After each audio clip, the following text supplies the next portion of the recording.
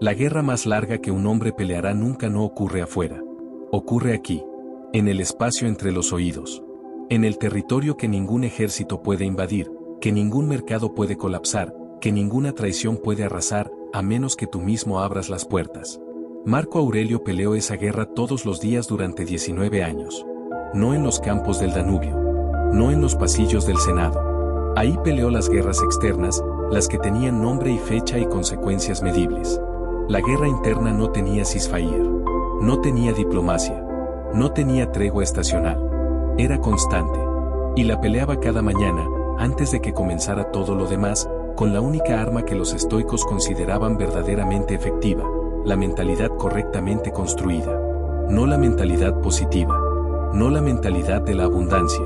No la mentalidad de crecimiento que los coaches modernos venden con el mismo entusiasmo con el que venden sus cursos de $3,000. La mentalidad que Marco Aurelio construyó no prometía felicidad. Prometía algo más útil, la capacidad de funcionar con máxima efectividad independientemente de las condiciones externas. Eso es una diferencia que merece ser entendida antes de continuar. La mentalidad positiva depende del estado emocional. Cuando el estado emocional es bueno, la mentalidad positiva funciona. Cuando el estado emocional colapsa, la mentalidad positiva desaparece con él. La mentalidad estoica no depende del estado emocional. Está construida por debajo de él. Como los cimientos de un edificio que no se mueven aunque las paredes vibren. Hoy vamos a construir esos cimientos. El término mentalidad ha sido tan vaciado de contenido real por el mercado del desarrollo personal que ya casi no sirve para describir lo que significa.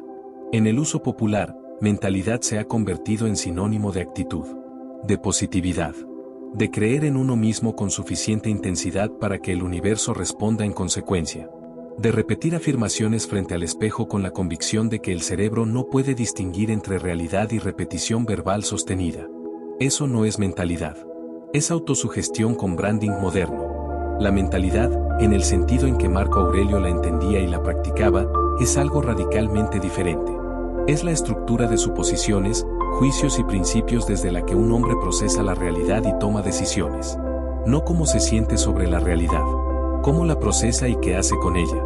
Esa distinción cambia todo. Un hombre con mentalidad correctamente construida puede estar furioso, asustado, agotado o en duelo, y aún así procesar la situación con claridad y tomar la decisión correcta. No porque sus emociones hayan desaparecido, sino porque su mentalidad opera en una capa más profunda que sus emociones.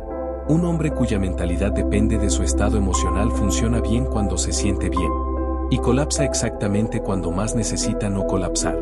Marco Aurelio escribió en sus meditaciones durante los peores periodos de su reinado, bajo la presión de la plaga, durante campañas militares, en el duelo por hijos muertos. No escribía sobre cómo se sentía. Escribía para corregir la forma en que estaba procesando lo que sentía. Esa es la función real de la mentalidad, no producir un estado emocional determinado, sino garantizar que el procesamiento de cualquier estado emocional produzca las decisiones y acciones correctas. El alma se tiñe del color de sus pensamientos. No el color de sus circunstancias. No el color de sus emociones. El color de sus pensamientos. Y los pensamientos son el único territorio donde un hombre tiene control absoluto, si ha construido la mentalidad para ejercerlo. La mayoría de los hombres viven con una mentalidad heredada. Un conjunto de suposiciones sobre el mundo, sobre sí mismos, sobre lo que es posible y lo que no, que fueron instaladas por el entorno, la familia, la cultura y la experiencia acumulada, sin ningún examen deliberado de si esas suposiciones son correctas o útiles. Esa mentalidad heredada opera de forma automática, como el sistema operativo de un ordenador que corre en segundo plano sin que el usuario lo vea. Y como cualquier sistema operativo, puede estar lleno de errores que producen resultados deficientes en situaciones que el sistema no fue diseñado para manejar. Construir una mentalidad deliberada es reemplazar ese sistema operativo heredado por uno diseñado con criterios específicos para el tipo de vida que quieres construir. Eso no ocurre en un seminario de fin de semana. Ocurre en el trabajo diario, sostenido, sin audiencia, de examinar cada suposición que guía tus decisiones y corregir las que no sobreviven el escrutinio honesto. ¿Cuántas de las suposiciones que gobiernan tus decisiones cotidianas has examinado con esa honestidad? Marco Aurelio no describió su mentalidad en términos de pilares o estructuras. La describió en la práctica, en las correcciones que se hacía a sí mismo, en los principios que repetía cuando detectaba que su mente había caído en un patrón deficiente. Pero al leer las meditaciones con atención analítica, emergen 4 elementos que operan como la arquitectura completa de su forma de procesar el mundo. No son 4 opciones. Son 4 dimensiones de una misma estructura que colapsa si falta cualquiera de ellas. El primer pilar, la objetividad radical ante los eventos. Marco Aurelio tenía una práctica que los estoicos llamaban pantasia cataleptique, la impresión comprensiva. La capacidad de ver un evento como es, sin añadirle la capa de interpretación emocional que el sistema nervioso añade automáticamente. Un socio que traiciona. Un contrato que cae. Una enfermedad que llega. Esos son hechos. La narrativa de injusticia, de mala suerte, de persecución, que el cerebro construye alrededor de esos hechos en milisegundos, eso no es la realidad. Es la interpretación de la realidad. Y la interpretación, a diferencia del hecho, está completamente bajo control. Tienes poder sobre tu mente, no sobre los eventos externos. Date cuenta de esto, y encontrarás fuerza. La fuerza no viene de cambiar los eventos. Viene de negarse a añadir sufrimiento adicional al hecho mediante la narrativa que se construye alrededor de él. El segundo pilar, la orientación hacia la acción posible. Una vez que el evento ha sido visto con objetividad, la mentalidad estoica se orienta inmediatamente hacia una sola pregunta: ¿qué puedo hacer con esto? No por qué ocurrió. No quién tiene la culpa. No cómo debería haber sido diferente. ¿Qué puede hacerse ahora, con lo que existe, en las condiciones que son? Esa orientación no es optimismo. Es eficiencia cognitiva. El análisis del pasado tiene un propósito limitado y específico: extraer información útil para decisiones futuras. Más allá de ese propósito limitado, el análisis del pasado es tiempo y energía cognitiva gastados en lo que ya no puede ser cambiado. Marco Aurelio lo practicaba con una consistencia que sus propios escritos revelan como resultado de esfuerzo constante, no de disposición natural. El tercer pilar, la perspectiva de largo plazo. La mentalidad estoica opera con un horizonte temporal que la mayoría de las mentes modernas no puede sostener. No el trimestre, no el año, la vida completa. Y más allá de la vida, el efecto de las acciones actuales en lo que persiste después. Esa perspectiva extendida cambia radicalmente qué parece importante y qué no. La mayoría de las urgencias que consumen la energía mental del hombre moderno, vistas desde un horizonte de 5 o 10 años, son irrelevantes. La mayoría de lo que realmente determina la trayectoria de una vida en 5 o 10 años, visto desde la urgencia del momento, parece postergable. La perspectiva de largo plazo no elimina lo urgente. Pone lo urgente en su lugar correcto dentro de una jerarquía más amplia. El cuarto pilar, la aceptación activa de lo incontrolable. No resignación pasiva. Aceptación activa. La diferencia es operativa y fundamental. La resignación dice: no puedo hacer nada, entonces no hago nada. La aceptación activa dice: esto que no puedo controlar no recibirá mi energía mental, para que esa energía esté completamente disponible para lo que sí puedo controlar. Esos 4 pilares, operando simultáneamente, producen una mente que no puede ser desestabilizada por las circunstancias externas porque su estabilidad no depende de ellas. El error más común al intentar cambiar la mentalidad es tratarlo como un evento en lugar de como un proceso. La mentalidad no cambia por comprensión intelectual. Puedes entender perfectamente todos los principios estoicos y seguir reaccionando desde los patrones heredados en el momento de presión real. Porque la comprensión intelectual opera en la corteza prefrontal. Los patrones de mentalidad profundos operan en estructuras más antiguas del cerebro, estructuras que no responden al razonamiento sino a la repetición. Para instalar una mentalidad nueva, el proceso tiene 3 fases que Marco Aurelio practicaba de forma documentada. Primera fase, el reconocimiento del patrón deficiente. Antes de poder corregir una mentalidad, debes poder verla en acción. Eso requiere el tipo de autoobservación que los estoicos llamaban prosoche, atención a uno mismo. No introspección sentimental. Observación clínica. El mismo tipo de atención que un ingeniero dedica a detectar el punto de fallo en un sistema. ¿En qué tipo de situaciones tu mente produce interpretaciones que no te sirven? ¿Qué patrones de pensamiento aparecen consistentemente bajo presión? ¿Qué suposiciones operan de forma automática cuando algo no sale como esperabas? Marco Aurelio se hacía esas preguntas cada mañana. Por eso sus meditaciones contienen las mismas correcciones repetidas. No porque fuera olvidadizo. Porque sabía que los patrones profundos requieren corrección sostenida, no un único acto de comprensión. Segunda fase, la interrupción deliberada. Una vez que el patrón es visible, el siguiente paso es interrumpirlo en el momento en que aparece.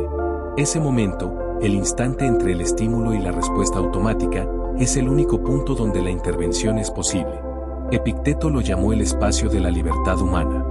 Viktor Frankl, 2000 años después, llegó a la misma conclusión desde los campos de concentración nazis. Ese espacio no es grande. Al principio, es prácticamente invisible. Pero con práctica deliberada, se expande. Cada vez que interrumpes el patrón automático y eliges la respuesta desde la mentalidad que quieres tener en lugar de desde la que heredaste, refuerzas las vías neuronales asociadas con esa mentalidad. Y debilitas, relativamente, las vías del patrón antiguo. Ese proceso es lento. Produce resultados invisibles en el corto plazo. Y es el único proceso que funciona. Tercera fase, la práctica de las preguntas correctas. La mentalidad está compuesta, en su capa más operativa, por las preguntas que una mente hace automáticamente ante cada situación. Una mente con mentalidad deficiente pregunta, ¿por qué me pasa esto a mí? ¿Quién tiene la culpa? ¿Qué pensarán de mí? Una mente con mentalidad estoica pregunta, ¿qué depende de mí aquí? ¿Cuál es la acción correcta ahora mismo? ¿Qué puedo aprender de esto que sea útil para las decisiones futuras? Las preguntas que una mente hace determinan el tipo de respuestas que puede encontrar. Y las respuestas que encuentra determinan las acciones que toma. Y las acciones que toma determinan, acumuladas en el tiempo, el tipo de vida que construye. Cambiar la mentalidad es, en su nivel más práctico, cambiar las preguntas automáticas. Y eso se hace exactamente de la misma forma en que se cambia cualquier hábito, sustitución deliberada y repetición sostenida hasta que la nueva pregunta se vuelve más automática que la antigua. ¿Cuál es la pregunta que tu mente hace primero cuando algo sale mal? Cualquier mentalidad puede parecer sólida en condiciones normales. La prueba real no es cómo funciona cuando todo va bien. Es cómo funciona cuando todo colapsa simultáneamente. Marco Aurelio enfrentó ese test en el año 165, cuando la plaga antonina llegó a Roma. Los estimados históricos sugieren entre 5 y 10 millones de muertos en el imperio durante los años que siguió la pandemia. Soldados muriendo en los campamentos. Ciudadanos en las calles. El sistema de producción agrícola colapsando en regiones enteras. Y en paralelo, guerras simultáneas en las fronteras del norte y del este que no podían ser postergadas por ninguna cantidad de muertos internos. En ese contexto, Marco Aurelio no organizó una ceremonia de duelo colectivo. No pronunció discursos sobre la esperanza y la resiliencia del pueblo romano. Reorganizó la logística de respuesta médica, mantuvo la disciplina militar en los frentes activos, y siguió escribiendo sus meditaciones cada mañana. No porque fuera insensible a la escala del desastre, sino porque su mentalidad operaba desde un principio que no tenía excepciones. La energía mental va a lo que puede ser cambiado, no a lo que no puede. Millones de muertos no podían ser devueltos a la vida. La organización de la respuesta para los millones que todavía vivían sí podía ser mejorada. La energía fue ahí. Eso es la mentalidad estoica bajo presión máxima. No la ausencia de emoción. La negativa a que la emoción secuestre la capacidad operativa. Los estudios sobre rendimiento bajo estrés extremo en unidades militares de élite, en cirujanos de trauma, en pilotos de combate, muestran un patrón consistente. Los individuos de mayor rendimiento bajo presión no son los que sienten menos. Son los que tienen un sistema de procesamiento suficientemente entrenado para que la respuesta operativa no dependa del estado emocional del momento. Marco Aurelio no tenía acceso a ese lenguaje. Pero tenía 19 años de práctica deliberada produciendo exactamente ese resultado. En cuanto te despiertes por la mañana, dite a ti mismo, voy a encontrarme con entrometidos, ingratos, arrogantes, deshonestos, envidiosos y antisociales. Todo esto les sucede porque no conocen el bien y el mal. Esa frase, que puede parecer pesimista fuera de contexto, es preparación táctica. Es la instalación deliberada, cada mañana, de una mentalidad que no puede ser sorprendida por lo que el día traiga. Porque ya lo ha anticipado. Ya lo ha procesado. Ya tiene una respuesta que no requiere improvisación en el calor del momento. La mentalidad no se prueba en los días fáciles. Existe para los días donde, sin ella, todo colapsa. Las meditaciones de Marco Aurelio no fueron escritas para ser publicadas. Fueron escritas para ser usadas. Eran un diario de trabajo. Un registro de los ajustes que hacía a su propia mentalidad cuando detectaba que se había desviado del principio correcto. Correcciones al mismo patrón, repetidas decenas de veces a lo largo de los años, que revelan no a un hombre que había resuelto la ecuación de la mentalidad perfecta, sino a un hombre que sabía que esa ecuación nunca se resuelve de forma definitiva. Eso es lo que los textos motivacionales modernos no te dicen porque destruiría el negocio del resultado instantáneo. La mentalidad no es un destino. Es una práctica sin fecha de finalización.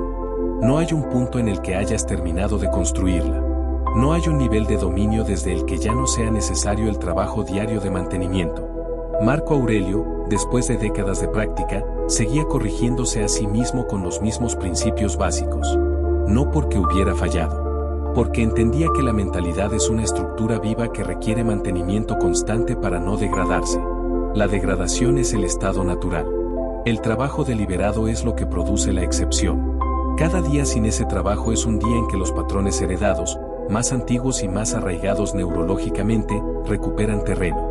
Cada día con ese trabajo es un día en que la mentalidad que has elegido deliberadamente se vuelve un poco más automática, un poco más robusta, un poco más capaz de sostener el peso de lo que la vida traerá sin fecha anunciada. Marco Aurelio murió trabajando en esa construcción. No la terminó. Nadie la termina.